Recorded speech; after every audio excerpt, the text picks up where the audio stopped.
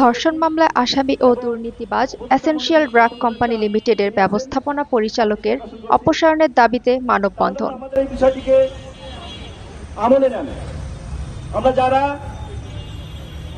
দীর্ঘ 15 বছর 16 বছর এমনকি 17 বছর ধরে চাকরি করছি এই অফিসে, আমাদের নামে কোনো রকমের কোনো এলিগেশন ছাড়া, কোনো রকমের কোনো মানে অন্যায়, আমাদের নামে কোনো অন্যায় পাইনি, কোনো অন্যায় ছাড়াই আমাদের নামে কাগজ দিয়েছে, পারমিশন কাগজ দিয়েছে, যেটা খুবই আমাদের প্রতি জুলুম করা হয়েছে।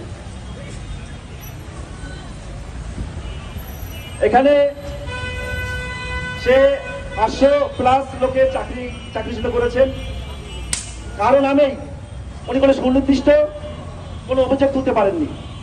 এটা খুবই দুঃখজনক, খুবই দুঃখজনক।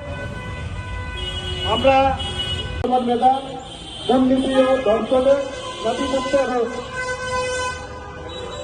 আমাদেরকে বিগত 6 মাস আগে 7 থেকে 800 লোককে চাকরিচ্যুত করেন।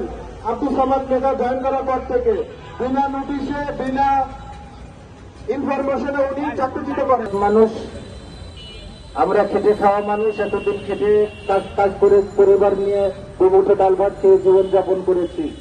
আমাদের চাকরি থেকে টার্মিনেশন করে দিয়ে আমাদের রাস্তায় বসিয়ে দিয়েছে। আমরা এখন জীবনযাপন করতে খুব কষ্টের মধ্যে আছি।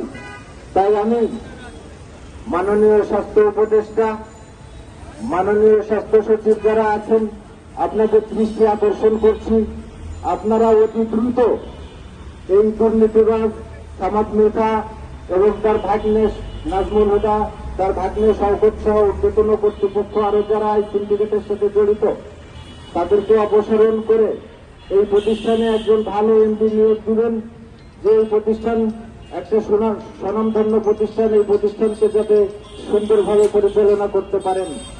আর আমরা যারা বিনা অপরাধের চাকরিচ্যুত হয়েছি, তাদেরকে পুনরায় যাতে চাকরি দিয়ে পরিবার নিয়ে বেঁচে থাকার সুযোগ করে দেন। আমি এই মহামান্য স্বাস্থ্য উপদেষ্টা এবং স্বাস্থ্য সচিব মহোদয়ের নিকটে এবং মামলা বাণিজ্যের শেষপত্র তিনি জানুয়ারি 1, 2025 সালে কোম্পানিতে যোগদান করেন।